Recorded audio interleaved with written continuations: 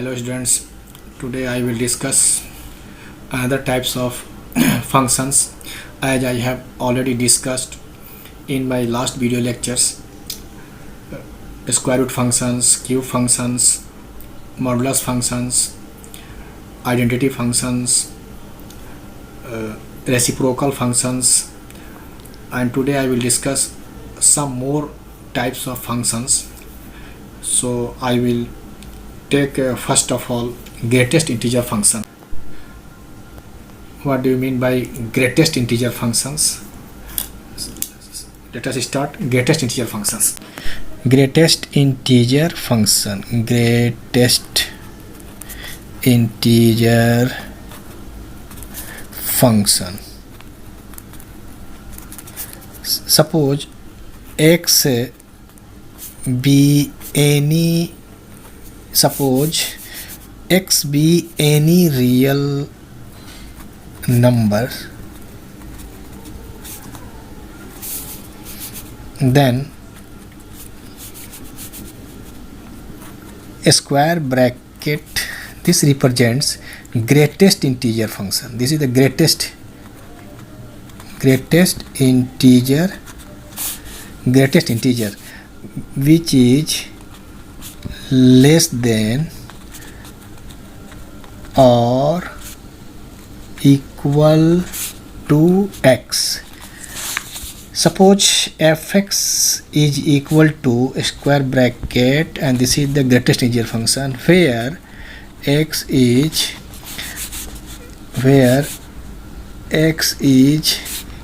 less than or equal to x. Suppose 2.75, what is the integer value, greatest integer value? इसका मतलब यहाँ पर है कि 2.75 अगर हम लेते हैं तो इसका जस्ट नियरेस्ट ग्रेटेस्ट इंटीजर जो वैल्यू होगा वह 2 होगा. अब जैसे मान लिया -3.75 है, इसका अगर ग्रेटेस्ट इंटीजर हम लें इससे ये लेस ही हुआ, इसका 2.75 से लेस, लेकिन इसका ग्रेट इंटीजर वैल्यू लेना है हमको. 2.75 का 2 होगा लेस वैल्यू, और -3.75 का अगर हम लोग लेस वैल्यू तो -4 is the perfect integer value. -3.5. अगर आपसे पूछे कि -0.25 का अगर ग्रेटेस्ट इंटीजर वैल्यू लें तो इसका आ जाएगा -1. अगर हम इसका 0.25 का इंटीजर वैल्यू लें तो 0 आ जाएगा, क्योंकि जस्ट इससे लेस ही लेना है. ये इससे लेस ही लेना, ये लेस ही होगा इससे. -1 less then this fractional part including fractional part, and this is also including fractional part as well fractional part, but whole integer part will be 2. So there here 2.75 is less than 2.75, -4 less than -3.75. therefore this is the greatest integer value. Now, and this function is called greatest integer function. So here we observe that if we take any real number we get integer value, either positive or negative. Hence domain of fx means greatest integer function is equal to any real number. We take any real number, and range of fx is equal to integer, only integer, either positive or negative. Okay, here also we observe here integer value, greatest integer value of 2 also 2, greatest integer value of 3 also 3, less than or equal to, this is the equal to, this is case equal to case, less than this sense in this less than, this is the less than, this is the less than, -0.25, and the nearest less value perfect integer will be -1, -3.75, and less value and which is integer value will be -4, and 2.75 का 2 आएगा. उसी similarly in the case of अगर हम 2 का integer value लें तो 2 ही होगा, इसमें कोई फ्रैक्शनल पार्ट नहीं है. 3 का इंटीजर वैल्यू 3 होगा, इक्वल टू केस में आ गया यहाँ पर, है ना.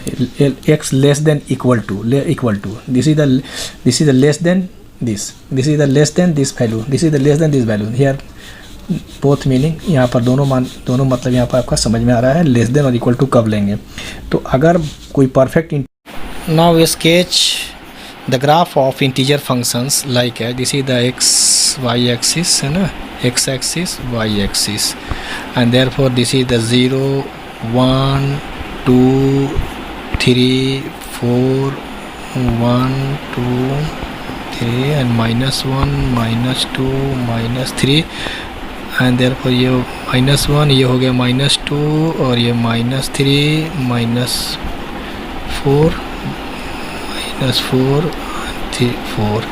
This is now we sketch the graph of integer functions, greater integer functions like है. अगर हम इस फंक्शन में अगर हम 0 लेते हैं, अगर 0 तो 0 का इंटीजर वैल्यू आपको 0 मिलेगा, ठीक है. ऑर्डिनेट वैल्यू भी 0 मिलेगा, क्योंकि x का मान डोमेन में हम x का मान 0 लेते हैं, तो उसका ऑर्डिनेट वैल्यू मतलब उसका जो इमेज बनेगा यानी ऑर्डिनेट वैल्यू जो हम कैलकुलेट करेंगे वो आपका 0 मिलेगा. तो दिस इज द 0 पर ये आपका यहीं पर आ गया आपका.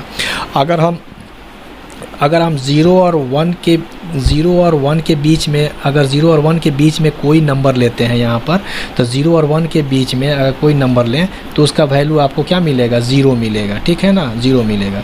अगर 1 और 2 के बीच में नंबर लें, 1 और 2 के बीच में, तो ऑर्डिनेट वैल्यू आपका 1 मिलेगा और ये आपका 2 तक यहाँ जाएगा, हॉलो स्फीयर, मतलब कि 2 कंप्लीट नंबर नहीं लेना आपको, ओके. ये आपका होलो रहेगा.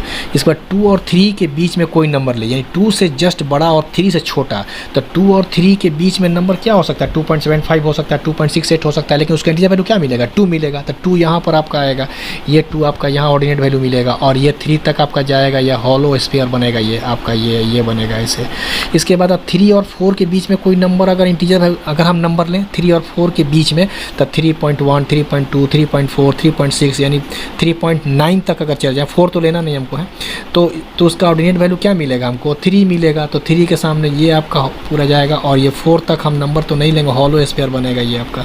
तो ये आपका ऐसे बनेगा. इसके बाद हम निगेटिव साइड में आवे, अगर ये 0 और -1 है तो ये आपका -1 पर आएगा इसका ग्राफ, और ये आपका जाएगा यहाँ पर आपका हॉलो स्फीयर बनेगा, वो -1 पर आपका आ गया यहाँ पर ये देख ग्राफ. इसके बाद similarly in the case of -1 और 2 के बीच में अगर लेते हैं तो ये आपका -2 के बीच में देखिए यहाँ पर -2 यहाँ पर आएगा आपका, ये आपका आएगा, ये आपका आएगा, आपका ऐसे बनेगा और ये बनेगा. This is the step function. ये आपका एक स्टेप बन रहा है इस तरह से, ये स्टेपिंग फंक्शन कहलाता है, एक स्टेप वाइज. तो this type of function is also known as step function. तो step function, this type of function step function, okay. तो दिस इज द, ये आपका ग्राफ रहा इसका ग्रेटेस्ट इंटीजर फंक्शन का, स्टेप फंक्शन के रूप में बनता है इसका.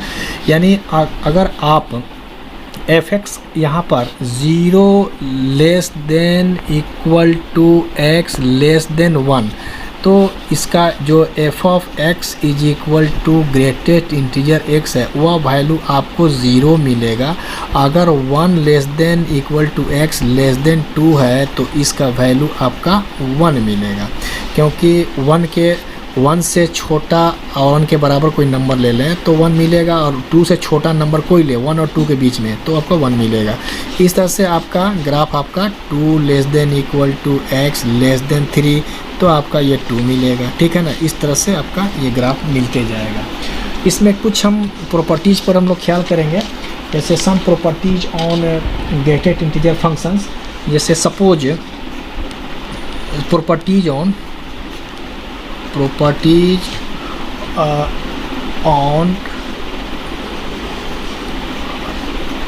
Greatest integer function.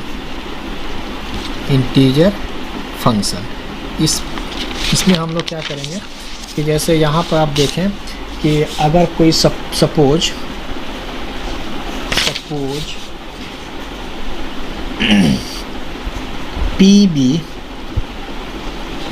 p be any integer, suppose p be any integer and x is a real number, then number 1 minus of p is equal to minus of p. ये integer, इसका value आपका इस तरह से हम लेंगे. जैसे कि मान लिया कोई भी p एनी इंटीजर लेते हैं, जैसे कि मान लेते हैं यहीं पर वेरीफाई कर लें, अगर हम -2 ही ले लेते हैं, ठीक है, तो इसका वैल्यू क्या मिलेगा, माइनस करके हम 2 ले लेंगे. नेक्स्ट प्रॉपर्टी इसका है, अगर greatest integer value of x plus के इज इक्वल टू, आप लिख सकते हैं इसको हम लोग ऐसे, greatest integer value x plus के वेयर के इज एनी इंटीजर, कोई इंटीजर है आपका मान लेते हैं, ठीक है। और ऐसे हम लोग इसको लिख सकते हैं, this is the property of greatest integer function का, ठीक है। कोई इंटीजर वैल्यू के है, उसके साथ एडिशन में है कोई एक्स, इधर एनी रियल नंबर, आपको पहले ही बता दिए हैं, कोई रियल नंबर है तो उसको हम इस तरह से बाइफर्केट करके लिख सकते हैं। थर्ड नंबर में आपका है, जैसे हम लिख सकते हैं इस तरह से, integer value of minus x is equal to minus of integer x और -1। जैसे सपोज करें कि अभी हमने एग्जांपल लिया था, जैसे -3.75 है, ठीक है, ये इस तरह से, इसको हम लिख सकते हैं कि माइनस करके हम लिख सकते हैं ऐसे 3.75 और -1, तो इसको आएगा ये वैल्यू माइनस, अब चूँकि ये पॉजिटिव हो गया बाहर तो माइनस ले ही लिया, तो 3.75 का इंटीजर वैल्यू क्या मिलेगा, 3 मिलेगा, और ये -1, यानी फाइनली आपका -4 ही मिल रहा है, ऐसे भी आपको -4 ही इसका आता है। इस दिस इज द प्रॉपर्टीज। इसके बाद अब हम लोग लिख सकते हैं एक और प्रॉपर्टी, फोर्थ नंबर, जो इसको देखें कि अगर कोई integer x, integer greatest value x है plus integer value of -x, तो ये आपका जो होता है ऐसे होता है, ये आपका हो जाएगा ये -1 व्हेन x अगर जो है does not belongs to integer, x does not belongs to integer, कोई इंटीजर में बिलोंग नहीं करे तब। ये 0 होता है when x belongs to integer, अगर इंटीजर में, इसको वेरीफाई कर लें। जैसे मान लिया जाए अगर x का मान आपका है, हम ले लेते हैं कोई इंटीजर वैल्यू 2 ले लिया, ठीक है, ओके, और ये प्लस कर दिया, अब -2 कर लिया, तो इसका वैल्यू तो 2 का इंटीजर ग्रेटेस्ट वैल्यू 2 ही होगा, अब प्लस और -2 का भी इंटीजर वैल्यू -2 ही होगा, तो therefore finally -2 is equal 0, this is this value. कब? जब x को हमने इंटीजर लिया तब। अगर हम इसी चीज़ को अगर हम इंटीजर ना लेकर के कोई दूसरा नंबर फ्रैक्शनल पार्ट का ले लें, जैसे मान लो ये है 3.75, है ना, अब plus -3.75 same, and therefore after calculating this is the what with the greatest integer value, this greatest integer value 4 plus, और इसको हम लोग क्या कर सकते हैं, इसका ग्रेटेस्ट वैल्यू -4 आ जाएगा, क्योंकि अभी -3.75 का हमने लिया था -4, और 3.75 का जैसे हमने बताया था कि इसका 3 हो जाएगा, तो ये value 3 - 4 is equal to -1, therefore this is the -1। तो दिस इज द प्रॉपर्टी कि integer greatest value of x plus greatest value of -x is equal to -1 when x does not belong to integer value, and is equal to 0 when x belongs to integer. तो ये आपका दोनों verify हो गया आपका।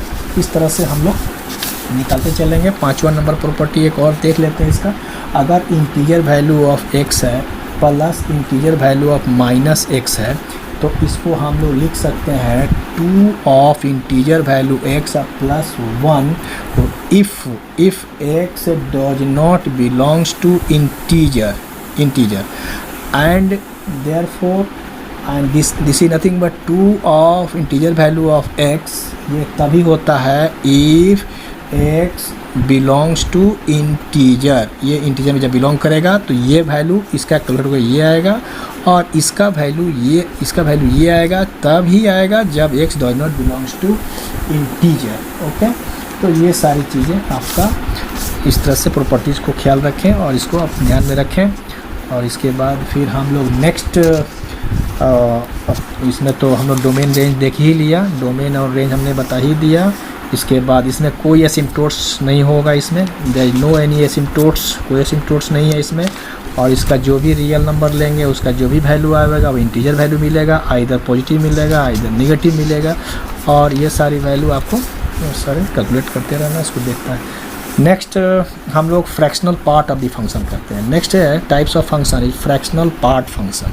Fractional part function, fractional part function, what do you mean by fractional part function? Fractional part जैसे इसको हम लोग डिफाइन करते हैं कि ये होता है, जैसे कि अभी हमने इंटीजर ग्रेटेस्ट इंटीजर वैल्यू को देख लिया, तो तो fractional part function define, fractional part function के लिए जैसे suppose x is any real number, then it is defined as fractional part of x. This is the fractional part of x, and this is nothing but fractional part is nothing but x minus integer value of x. This is the fractional part. We can define like a fractional part of this function. Suppose fractional part, how to calculate the fractional part of this function. Suppose 2.75. What will be the fractional part of this function? First of all, we take here x we put, यहाँ पर x का मान हम put करें 2.75 minus integer value of 2.75 we get 2.75 minus 2, and this is nothing but 0.75. This is the fractional part of this function. Similarly, minus 2.75, how to calculate the fractional part of this function? First of all, we here put minus 2.75 minus integer value of minus 2.75. Therefore, this is nothing but minus 2.75, and this is minus, and this is getting a value minus 2.5 minus 3, and therefore this is nothing but minus 2.75 minus minus plus हो गया, ये 3 हो गया. अब 3 में से हम लोग घटाएंगे, इसको 3 में से 2.75 घटाएंगे तो ये आ जाएगा 0.25 आना चाहिए, है ना, ये 0.25. and this is the fractional part of this. यहाँ पर इसका जो फ्रैक्शनल पार्ट हुआ ये हुआ. तो we observe that the fractional part of either negative real number or positive number always positive and always less than 1. We observe always less than 1, and hence we conclude that the domain of fx means fractional part of the function fx is equal to any real number r.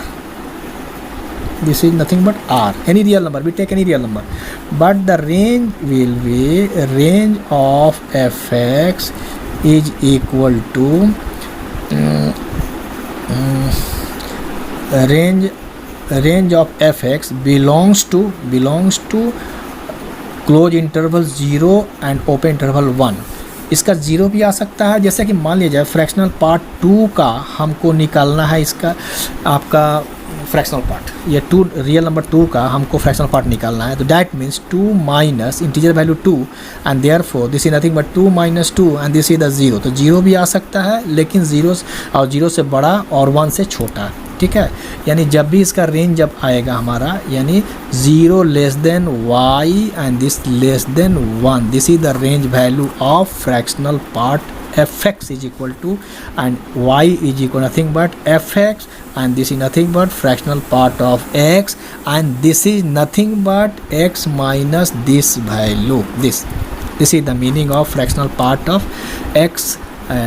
0 और 1 के बीच में 0 हो सकता है, क्योंकि किसी भी number का रियल नंबर अगर लेते हैं, अगर इंटीजर वैल्यू अगर है, उसका फ्रैक्शनल पार्ट तो 0 है, जो कि इसमें डेसिमल पॉइंट 0 है, 2.0 ही है ना, तो 0 ही ना फ्रैक्शनल पार्ट है. इसमें तो माइनस 2.75 है, तो ये माइनस के केस में ये 0.75 ये फ्रैक्शनल पार्ट नहीं होगा, क्योंकि इसको पॉजिटिव होना है. तो चूँकि पॉजिटिव के लिए आपका इस तरह से इसको डिफाइन करना पड़ता है, जो कि फ्रैक्शनल पार्ट को वैल्यू ऐसा निकालते हैं. किसी भी नंबर का फ्रैक्शनल पार्ट निकालना होगा तो इस प्रोसेस पर, इस फार्मूला पर निकालेंगे, क्योंकि fractional part is nothing but this.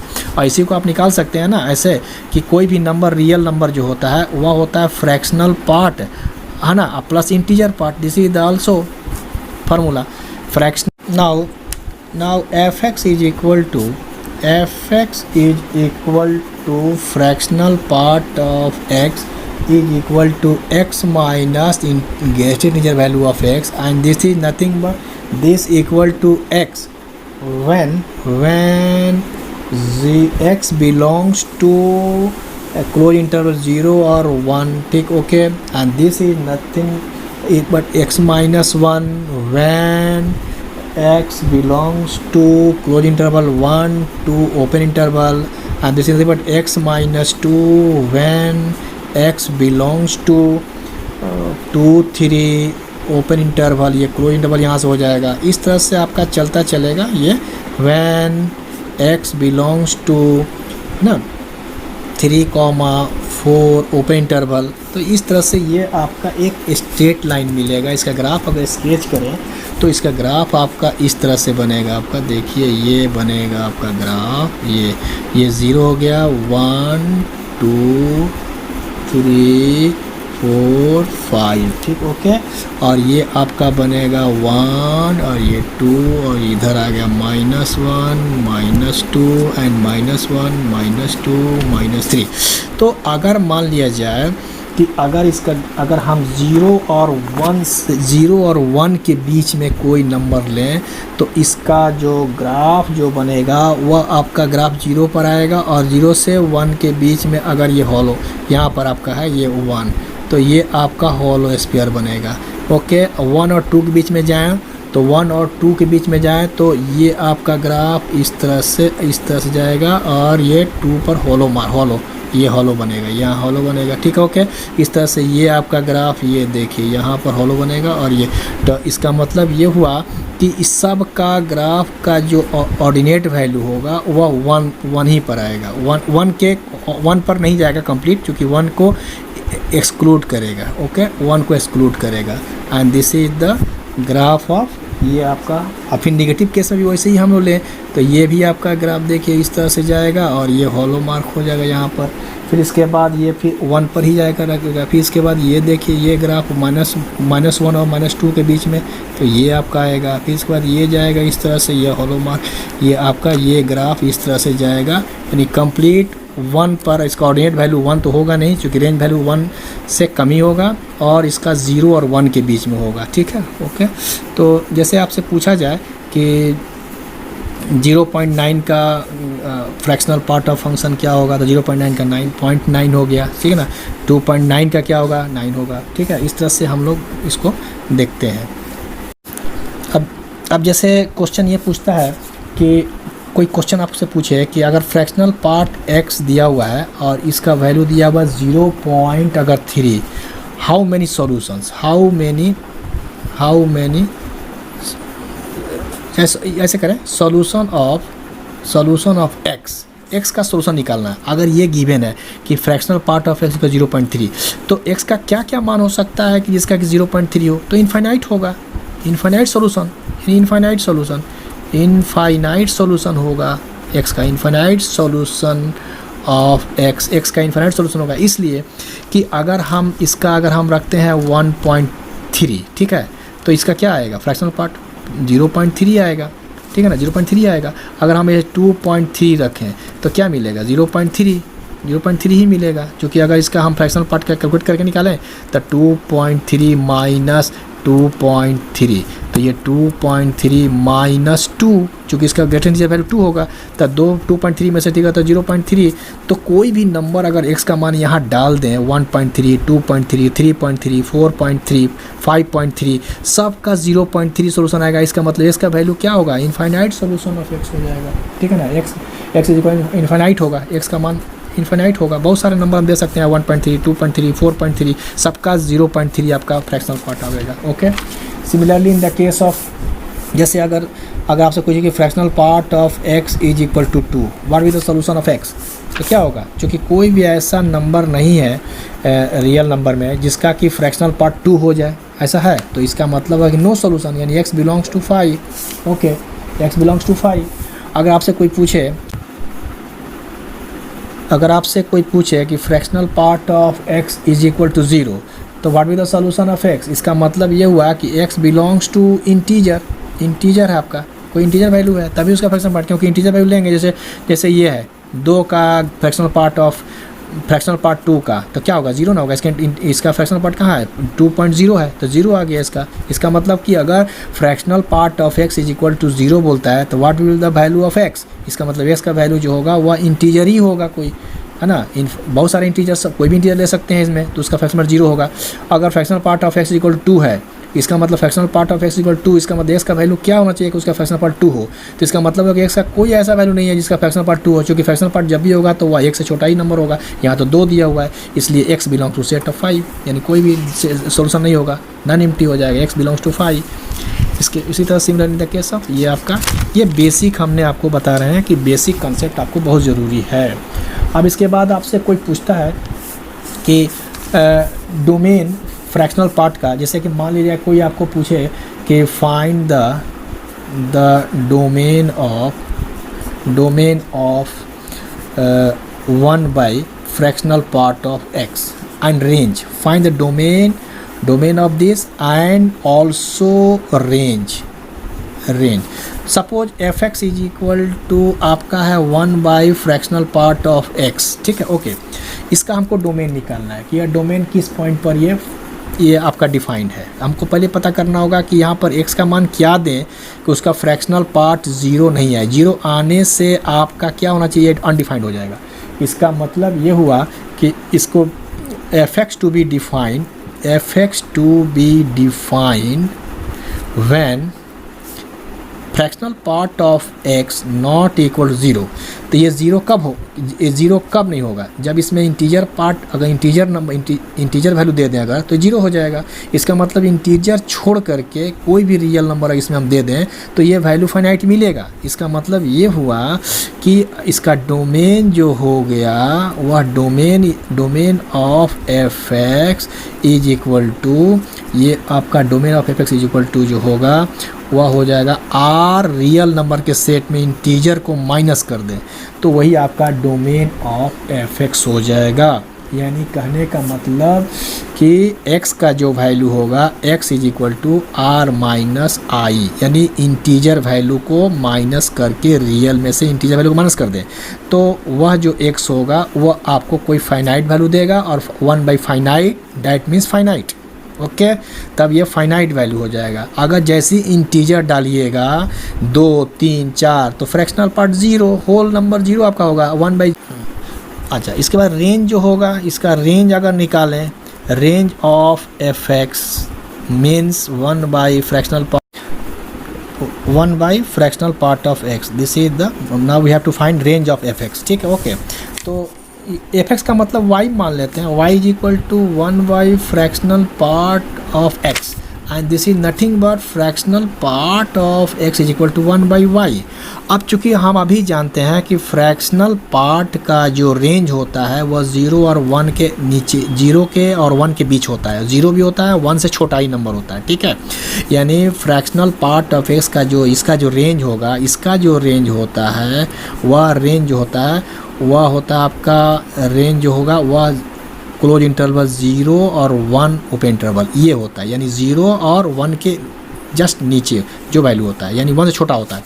तो यहाँ पर हम y का क्या मान दें, y का मान जो हमेशा इसका वैल्यू जो आवे 0 और 1 के बीच आवे, इसका मतलब y का मान x से बढ़ा दें, x जैसे बढ़ा देंगे तो 2 दें, 3 दें, 4 दें, 5 दें, हमेशा पॉजिटिव देना होगा क्योंकि निगेटिव तो आता नहीं है, उसका निगेटिव तो नहीं होता है उसका वैल्यू। रेंज वैल्यू तो हमेशा 1 पॉजिटिव हमेशा रहेगा, रेंज वैल्यू हमेशा पॉजिटिव होगा, वो भी होगा 0 और 1 के बीच में होगा, ठीक है।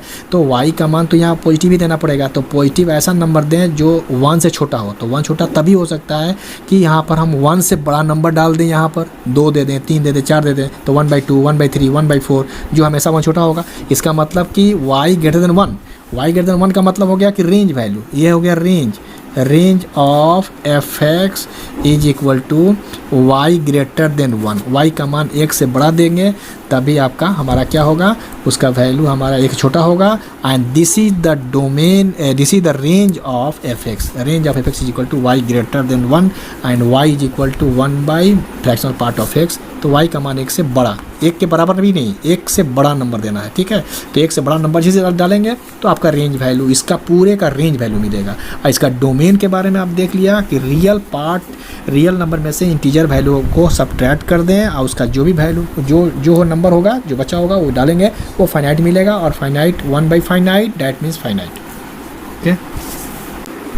स्क्वायर फंक्शन, नेक्स्ट हम लोग स्टार्ट करें स्क्वायर फंक्शन। स्क्वायर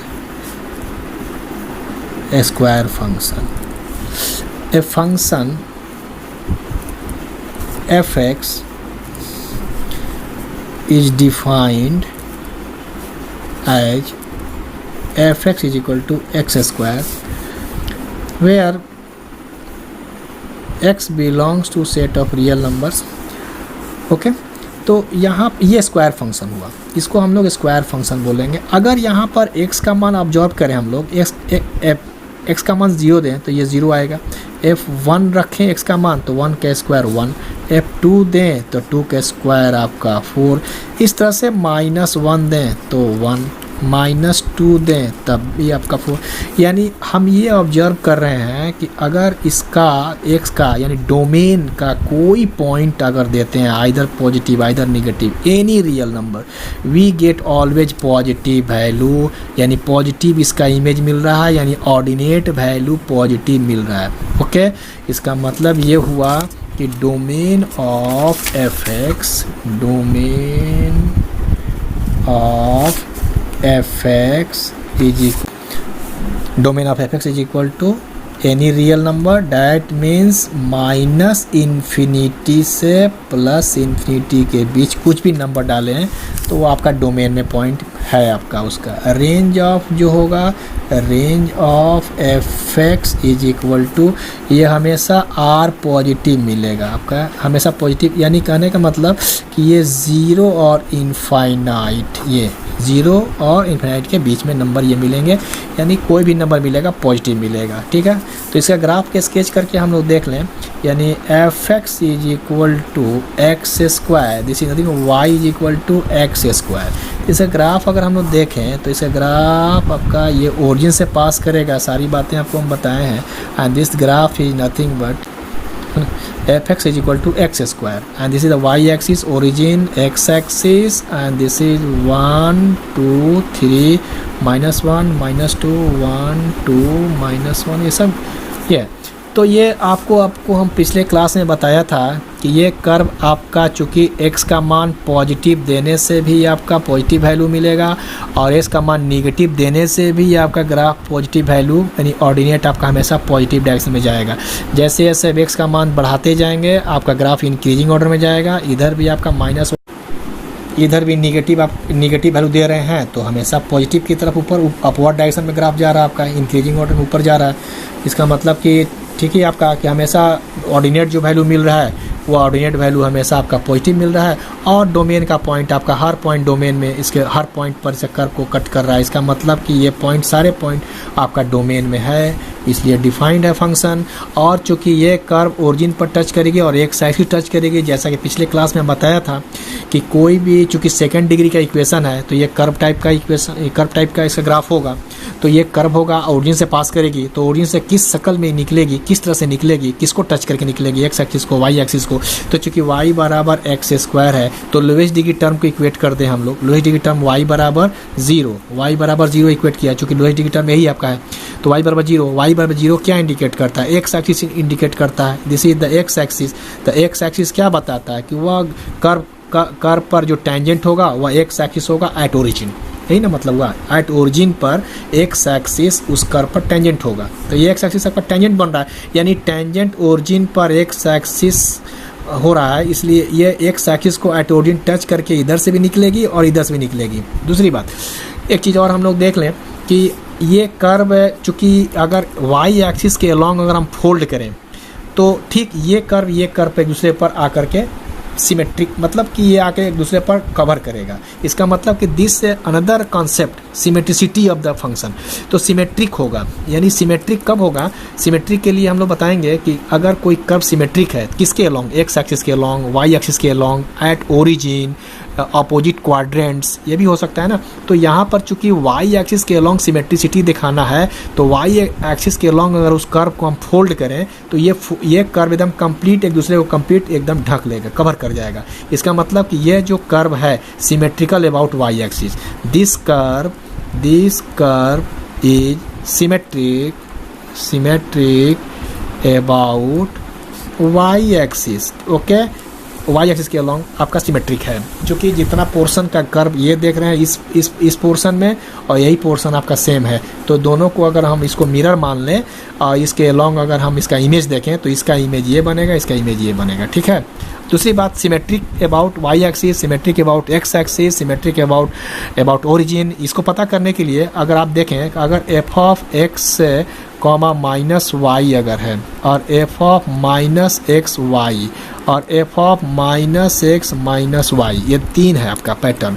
अगर कोई फंक्शन एक्स वाई में वेरिएबल में इंट्रोड्यूस है, उस एक्सप्रेशन या उस फंक्शंस के एक्स वाई में अगर हम निगेटिव वाई चेंज कर दें, एफ एक्स माइनस वाई, ठीक है, तो यहाँ पर अगर हम वेरिएबल में अगर माइनस वाई चेंज कर दें और फंक्शन में कोई चेंज नहीं हो, तो वैसा फंक्शन सिमेट्रिक अबाउट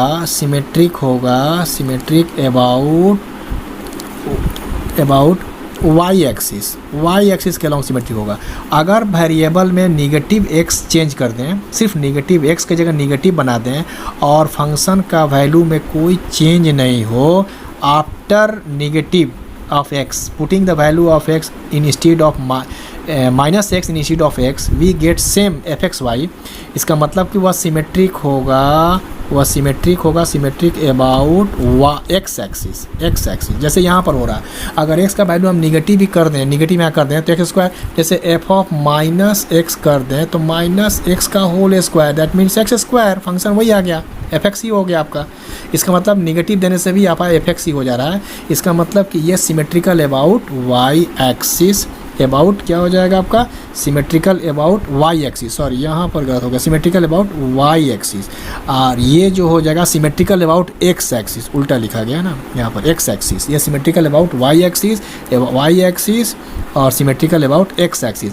और अगर दोनों वेरिएबल में निगेटिव साइन चेंज कर दें और फंक्शन सेम रह जाए आपका, अगर फंक्शन में कोई चेंज नहीं है, after putting the value of minus x and minus y instead of x and y, we get f x y के फॉर्म में फंक्शन आ गया। इसका मतलब कि वह सिमेट्रिकल अबाउट अपोजिट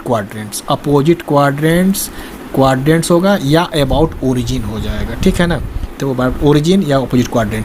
अगर यहाँ माइनस वाई, जैसे कि मान लीजिए कोई कर्व आपका है वाई स्क्वायर बराबर जैसे एक्स है, तो वाई का मान निगेटिव डालते हैं, यहाँ पर वाई का मान निगेटिव डाल दें, है ना, तो निगेटिव डालने पर भी ये पॉजिटिव हो जाएगा। इसका मतलब कि वह कर्व एक्स एक्सिस के अलॉन्ग सिमेट्रिक होना शुरू हो जाएगा। अगर माइनस एक्स डाल दें कोई फंक्शन में, जैसे वाई बराबर एक्स स्क्वायर है तो एक्स की जगह निगेटिव डाल दें तो वाई में वही आ जाएगा, वाई बराबर एक्स स्क्वायर ही आ जाएगा। इसका मतलब कि वह कर्व वाई एक्सिस के अलॉन्ग सिमेट्रिकल हो रहा है, वाई एक्सिस के अलॉन्ग सिमेट्रिकल, एक्स एक्सिस के अलॉन्ग सिमेट्रिकल, अपोजिट क्वाड्रेंट्स के अलॉन्ग सिमेट्रिकल कब, जब दोनों निगेटिव कर दें वेरिएबल को।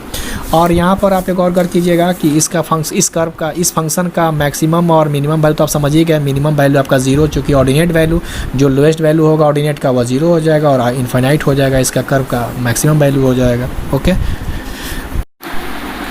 इस तरह से हम लोग 1 बाय 1 करके हर फंक्शन को डिस्कशन करें और हर एक फंक्शंस का डिटेल्स, उसका ग्राफ, उसका डोमेन एंड रेंज, और उसको हम लोग देखें, उसका maximum value, minimum value, graph का नेचर, उसमें सारे प्रॉपर्टीज़ को देखते हुए हम लोग कंसेप्ट को डेवलप करने की ज़रूरत है।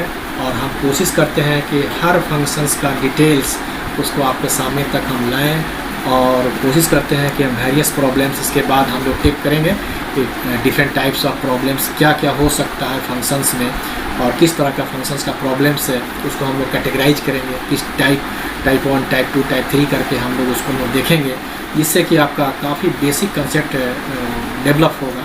और इस बेसिक कंसेप्ट के थ्रू आप अगले कंपटीशन के एग्जामिनेशन में आपको काफ़ी हद तक तैयारी करने को आपको मदद मिलेगी।